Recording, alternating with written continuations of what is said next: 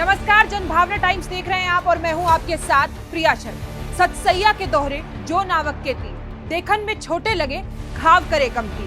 कहावत ये सतसैया के लिए बनाई गई थी, लेकिन किसको मालूम था कि 2023 में ये कहावत मनोज झा की कविता पर सटीक बैठ जाएगी। वैसे तो तीर राजनीति में विरोधी शत्रु पर चलाए जाते हैं, लेकिन मनोज झा की कविता से निकले तीर उनकी ही पार्टी के नेता आनंद मनोज को चुभ गए। कविता तो मनोज झा ने दिल्ली में कही थी, लेकिन उसकी गूंज बिहार तक पहुंच गई। चूल्हा मिट्टी का, मिट्टी तालाब की, तालाब ठाकुर का।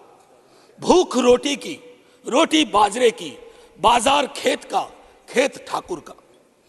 बैल ठाकुर का, हल ठाकुर का, हल की मूठ पर हथेली अपनी, फसल ठाकुर की।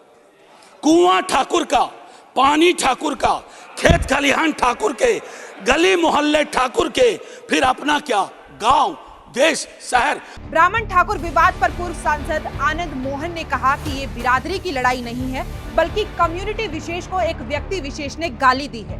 उन्होंने कहा कि 1857 से 1942 तक ठाकुरों का शानदार इतिहास रहा है। रामायण में ठाकुर, महाभारत में ठाकुर, सभी कथा में ठाकुर, मंदिर में ठाकुर है, कहां कहां से भगाओगे। इधर आरजेडी विधायक चेतन आनंद मोहन ने कहा कि आप ब्राह्मण हैं, इसलिए आपने ब्राह्मणों के विरोध में कविता नहीं पढ़ी।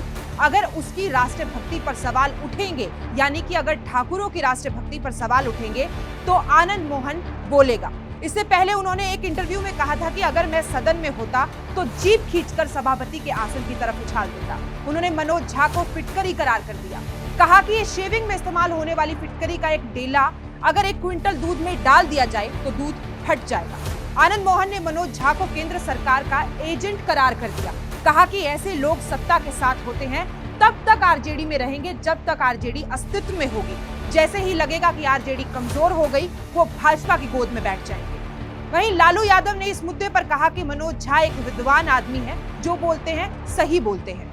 ठाकुर मनोज झा ने ठाकुर पर कविता कही, जिसको लेकर आपके पार्टी के विधायक मनोज झा जी विद्वान आदमी है, सही बात वो बोले हैं। ठाकुर कोई राजपूतों के खिलाफ उन्होंने नहीं कहा। मनोज झा के पिता की कहानी बताते हुए आनंद मोहन ने लालू यादव को आगाह किया। उन्होंने कहा कि उनके पिता ने समाजवादी पार्टी का चोला पहना, जैसे ही कांग्रेस की सरकार बनी, समाजवादी चोला उतारकर कांग्रेस में मंत्री बन गए। कहा कि आरजेडी नहीं समझ रही कि हम शीर्ष नेतृत्व को समझाने की कोशिश में जुटे हुए हैं। अब बात चली है तो दूर तक जानी ही थी, वो भी जब राजनीति में कुछ बात कही जाती है तो उसके मायने कई हो जाते हैं। तो ऐसे में इंतजार कीजिए कि मनोज झा के निकले तीरों से अब कौन कौन घायल होगा। नमस्कार।